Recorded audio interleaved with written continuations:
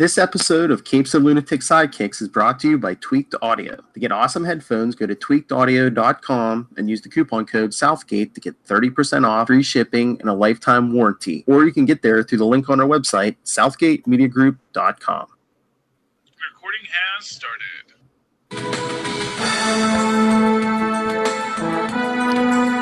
Hello, everyone, and welcome to the Angel Chronicles. Strap yourselves in, everyone. This is a good one. We're talking 5x5. We've seen one Slayer already. Now we get the other one. I am Phil, and no, that's not a Slayer over there. That is not yet. It's Lilith Hellfire, y'all. So Faith comes to town, and boy, did she come to town. And boy, are her arms tired. So this is one of those times where you definitely should have watched Buffy the same week, because this is a continuation from the Buffy episode Who Are You?, which is the 16th episode of the 4th season of Buffy the Vampire Slayer, which originally, actually, that one aired in like February 29th, 2000, and this is like April, and we've had a 2-week break between this episode and the last, so it took her a long time to get to Sunnydale, is all that I'm saying. Well, I mean, I guess they wanted to make sure the timing was there, because you said that was episode 16 in that season of Buffy. This is episode 18, so exactly. And like I said, we had a 2-week break between the last episode and this episode as well. So. They might not have known the break was coming too, so. Yeah, pretty much. But no, yeah, so Faith has done a lot to Buffy. So I like, originally when I first saw this, like I had a hate boner for Faith. Like, I'm not gonna lie. Like, I love Elijah Dushku, like seriously, like my everything. But Faith as a character was like the bane of my existence until they like really redeemed her in the final season of Buffy. And like I said, I really actually like Angel and Faith, the comic books. Mm-hmm. So yeah. But before we get a lot of weird feelings about Faith is all that I can say. But before we get that, we get like a drive-by killing. Oh yeah, it's LA, of course. Angel messing with Wolfram and Hart. Ugh, we open it with Wesley and Angel rescuing some dude named Marquez from Three Demons. Yeah, the witness. And then we see like Faith mugging a dude as soon as she gets off the bus. And then we're dealing with these flashbacks as a framework for, Faith regaining her humanity. Mm-hmm. Oh, yes. Yeah. So we flash back to Romania, and it's like Darla is taking a blindfolded Angelus to his birthday present. A young gypsy woman. That can never end well. Didn't he see big? Thinner, or... Yeah. So we're just like, oh, and he bites her on the inner thigh. But sex is bad because, hey, gypsy curse. Sex is just bad in the Buffyverse, period. Because, fun fact, or maybe not so fun fact, Faith had sex with Riley in Buffy's body, and that leaves them confused and disturbed, as it should. Joss Whedon and his choices. I don't know sometimes. Anyway, meanwhile, back in the present day at Angel Investigations, Angel's trying to convince the gangbanger to testify in court. And it's like, bro, snitches get stitches. Come on. You can't be this square. Are you? And I think this is when they really start to ramp up Lindsay. Well, and Lila too. But yeah. Yes. Talk about your unresolved sexual tension. I'm just saying. Between who? Everybody. True. I was going to say, you want Lindsay? And Angel and Lindsay. I'm just saying. There was some like moonlighting heights right there. And then I love how Cordelia's like, I wasted a good vision. And Wesley's like, dude, he's like ever the goody two shoes. Oh, he'll do the right thing. I'm like, really though? What is with Slayers and dance clubs? Like, I can't take it. Oh, now it's starting to fight. Excuse me, you're excused. Boom. And this is why I like bars instead of nightclubs. I'm just saying. You sit at the bar, you drink, you talk, you sing along poorly to whatever Carrie Underwood song is on, and call it a night. And you can wear gym shoes. Just saying. And then the next day in court, we meet Lindsay McDonald on behalf of course, Wolf, Rem, and Hart. And they want a dismissal of the murder charges, but Angel shows up in the nick of time because it's a TV show. And he's gonna testify. Might as well just open the door and say objection. Exactly. And then Lee Mercer suggests hiring Faith to kill Angel. And they're like, hey, take Lila with you. I'm like, how does she know how to find Faith? I'm just gonna go with it. Sexy, capable woman, that's fine. She knows what's up. Just gonna roll with it. Did we ever see Lee after this episode? I feel like we might have. Can't remember. Probably in the background. But he never got any like real screen time after. No more FaceTime. Yeah, pretty much. And then Wesley and Angel return from court, and Cordy's on the phone making plans to meet a potential client. And he tells her the good news, blah, blah, blah. Meanwhile, we cut to outside of another nightclub, or maybe the same nightclub. I don't know. It's LA. There's a crap ton. Faith and Lila meet. And then immediately suspicious, as she should be, how Lila knows so much about her. She's like, just get in the limousine. That never ends well. No. Saying. Don't get in the strange limos in LA. That I think that's the key takeaway we need to take from this episode. How different would this series have been if Faith had just killed like Lila and Lindsay? Yo! How different would it have been if Faith was in the last season of Angel? Wesley wouldn't. Oh, never mind. We'll get there. If you want to watch ahead to know what's coming, feel free. Then we get another flashback, and then it's Darla finding Angelus acting strangely. He's reflecting on his 140 years of killing. And he's like, the gypsy did something to me. Yeah. And she's like, you have a soul. That's filthy and disgusting. She actually broke the chair leg. And really? She's got her own Mr. Pointy? Okay. I told you to pick up something from that gypsy girl.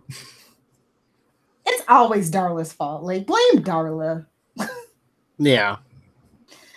Then we go over to Wolfram and Hart, where Faith negotiates with Lila, Lindsay, and Lee. And she's like, dude, you're charged with murder. We'll get this dismissed if you kill Angel. And I'm like, something tells me she's not going to win that battle. The show's called Angel. We're not switching to Faith show, are we? We'll get you off the murder charges if you commit murder. It is LA. True. Just saying. But I love what did Lee say? I don't want you to make me look bad. How do you look down? I like how he's like, she's like, what are you guys gonna pay me? And Lee's like, humana. And she just grabs him by this, the scruff of his neck and just starts beating him. I'm like, that's my Faith. And then I like how Lila and Lindsay are just like, yeah, cool. This will work. And that's probably why we never saw Lee again. He's brain damaged. Wolfram and Hart is a very powerful firm. They could fix that. Well, they shipped them off to another dimension. Exactly. Then what happens? Oh yeah, the day after that, Cordy, Wesley, and Angel in the lobby, and Faith suddenly appears and tries to shoot Angel with a crossbow. And she's back, bro. And he catches it. I was like, Malcolm Merlin in the house.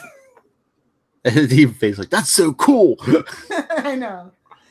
Then Faith issues her challenge and runs, and I'm just like, I guess.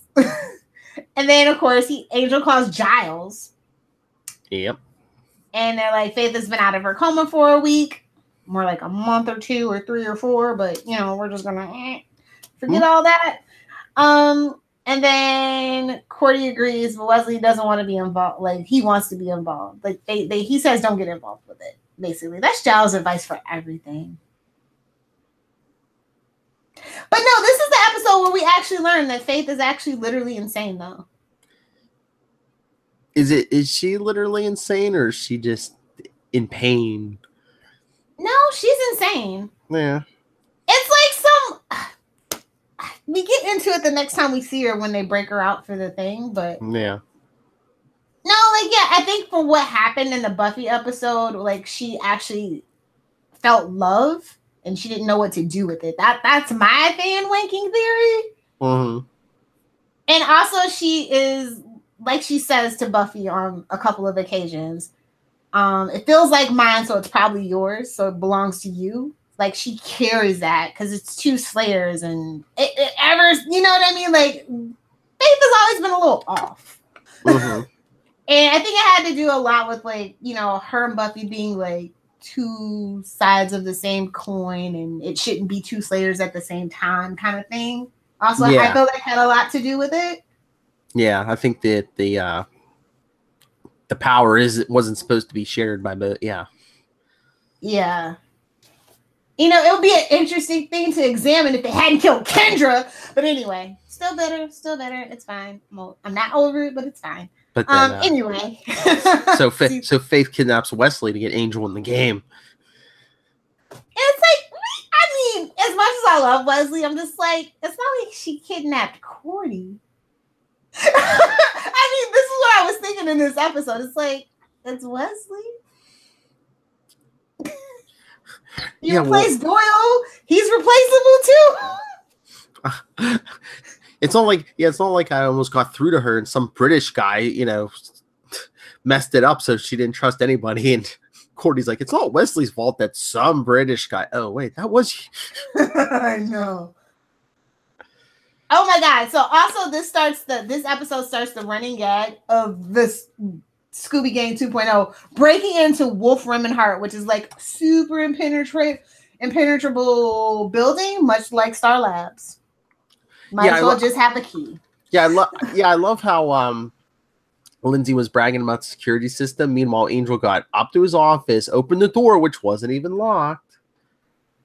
Electronic and mystical. Yes. I mean, and these supposed vampire detectors that...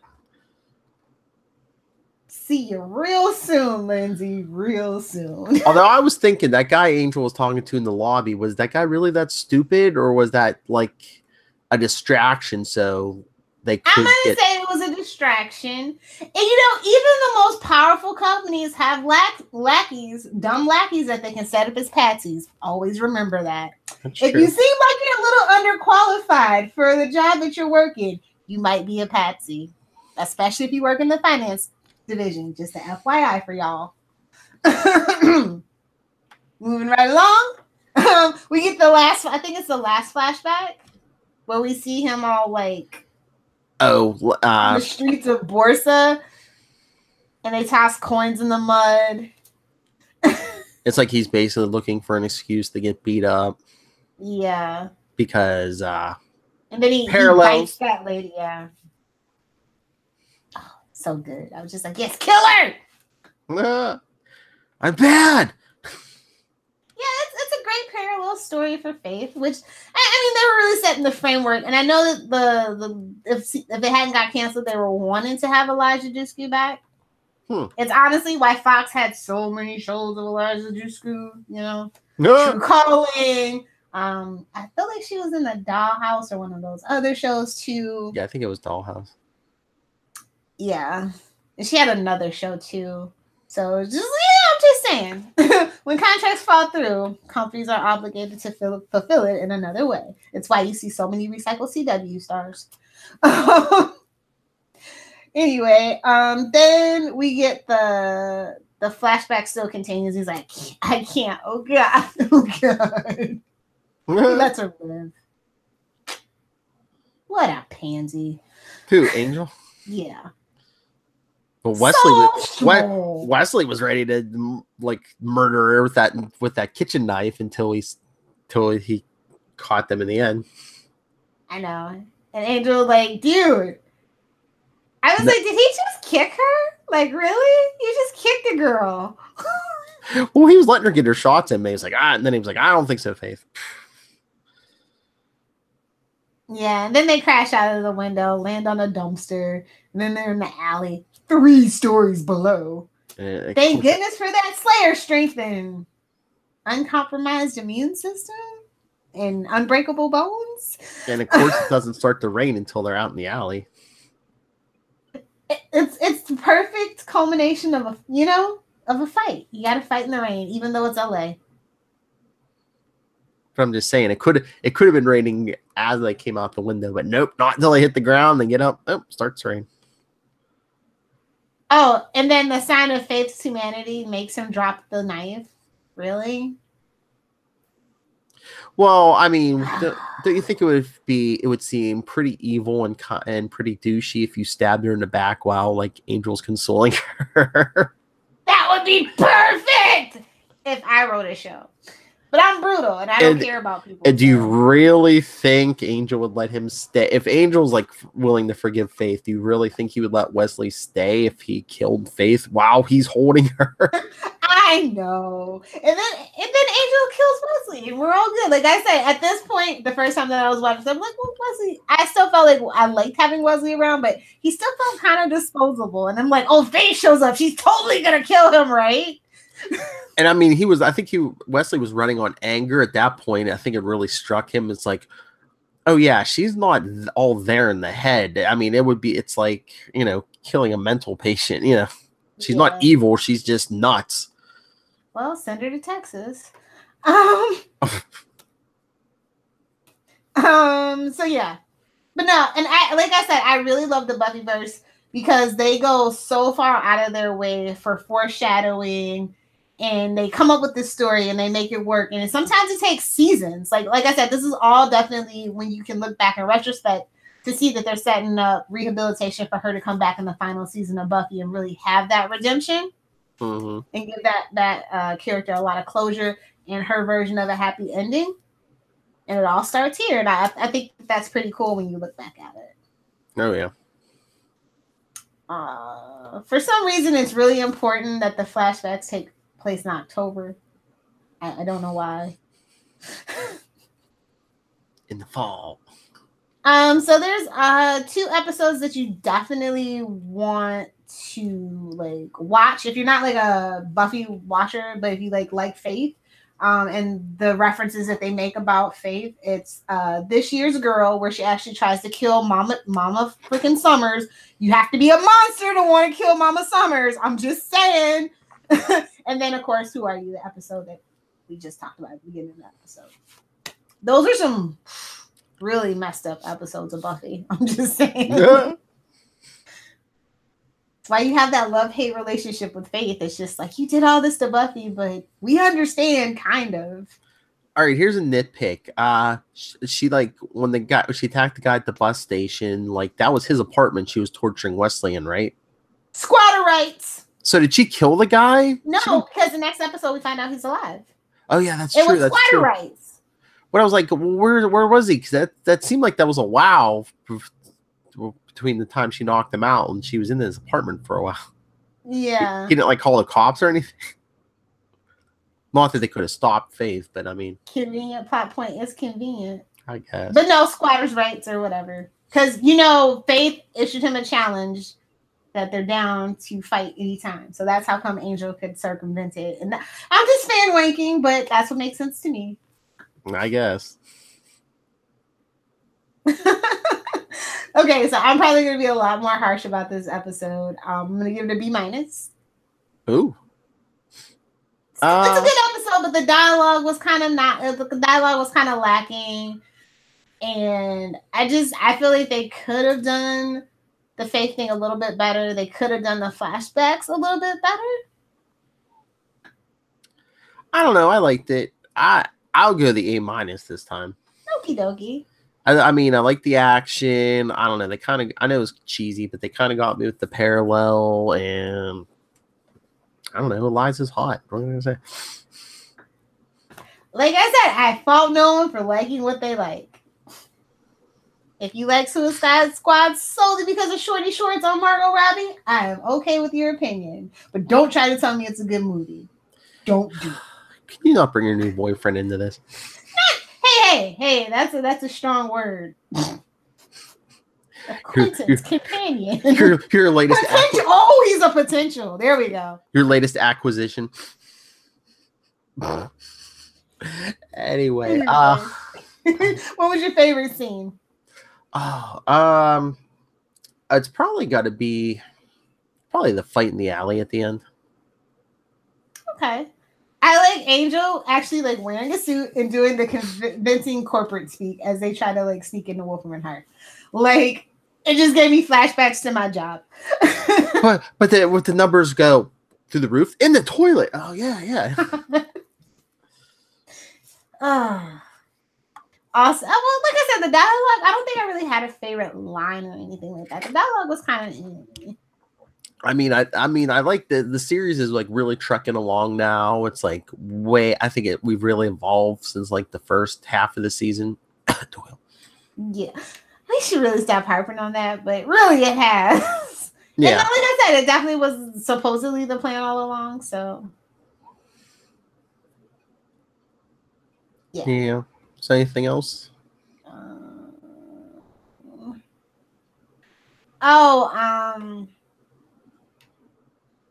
I feel like the stunt double got hurt in this episode. What falling on the dumpster? Yeah, Mike. I feel like I read something about Mike Massa for this episode, but I can't remember because they were using high-speed wires. Oh, and that can get pretty scary. So yeah. I was gonna say nobody really took a piece of broken glass, did they? No. Oh, I think they broke the rigger on this one, is what it was, if I remember right. Mm-hmm. Oh, this is the only episode of Angel rated 18, which would be MA for us for strong violence in the UK.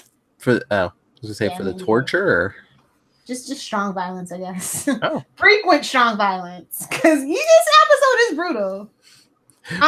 When you kill a demon and its guts splash over Wesley's face. Do you know what the phrase 5x5 means? I've heard it before. It's like a radio communication thing. Back in the days of like two-way radio. Isn't it like 1 through 5 for strength of signal and clarity. So signal strength 5, clarity 5. So you're at full strength and full clarity. Okay. But I don't think loosely translates to everything's going well, but I don't That's what I thought, yeah. I don't think everything's going well. Yeah, but that wasn't it Faith who said it? Yeah. So yeah, like I said, crazy and delusional. Oh, also Club Hell is featured in the first Bad Boys film, the club that she's at. Huh. Yeah. Love that movie. So it's such a shame we didn't get Bad Boys 3. And I don't even know if that all-girl reboot is happening, but I hope not. Leave stuff alone. Give it a couple years. Will Smith and Martin Lawrence will be back. Martin Lawrence? I don't know. I hope so. They're rebooting everything. Give it a couple years. I don't know. Didn't that 48 hours thing not go over as planned? I mean, the best laid plan. If you want to hear God laugh, make a plan, especially in Hollywood. That's all that I can say. Developmental hell is hell. The music in this episode. I was just like, Rob Zombie? Really? Oh, yeah, in the club, yeah. And then I was like, okay, I know that's a little bit of EDM. That's AP. The other song was APM Pressure Cooker, and I was just like, okay. Yeah, but listen to the song. Listen to the Rob Zombie song, "Living Dead Girl." Yeah. I was just like, I feel like that's a little too on the nose. She probably requested it. Probably. Oh, there was a line that I liked. Cordelia, you can always tell when he's happy. His scowl is slightly less scowly. Yes. That's a Cordelia-ism, and I love it. It's the only dialogue that I really enjoyed out of this episode. Admit it, Wesley, you've always found me kind of hot. You have to be dead not to find Charisma Carpenter hot, but whatever. No, that was Eliza when she was torturing him. No, I'm just saying. Yeah. You have to be dead. Even Angel eventually notices. Hell. The whole family does.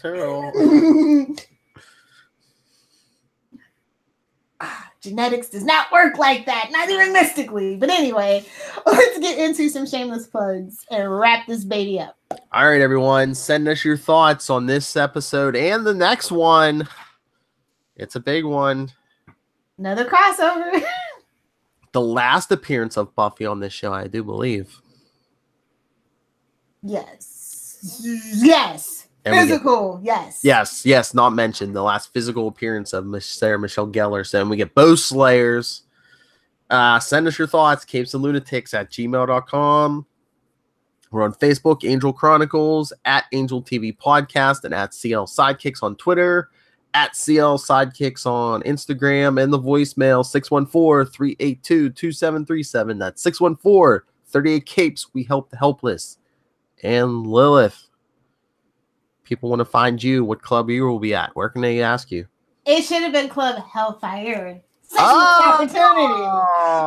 But if you nerds want to fight with me or just chat with me, we're about a month out before the Arrowverse kicks off. So, I'm happy until I see the first episode of Arrow. So enjoy it at Lilith Hellfire. If you guys want to talk Superman, Smallville, or just, swear with me on the internet, Save Me Podcast, Facebook, Twitter, Pinterest, and Instagram.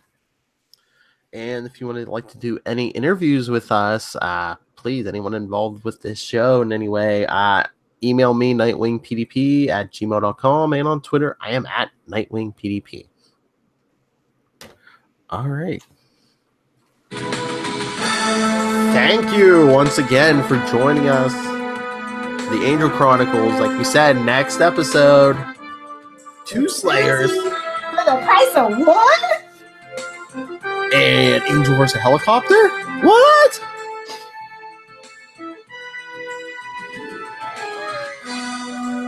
Everything you wanted and just some stuff you didn't even know you wanted. We hope this episode has a 5x5 rating. Hey, our signal seems pretty good. That's right. Go to YouTube, go to your favorite podcatcher service, and give us 5x5 stars. Nice. Being the living dead girl there.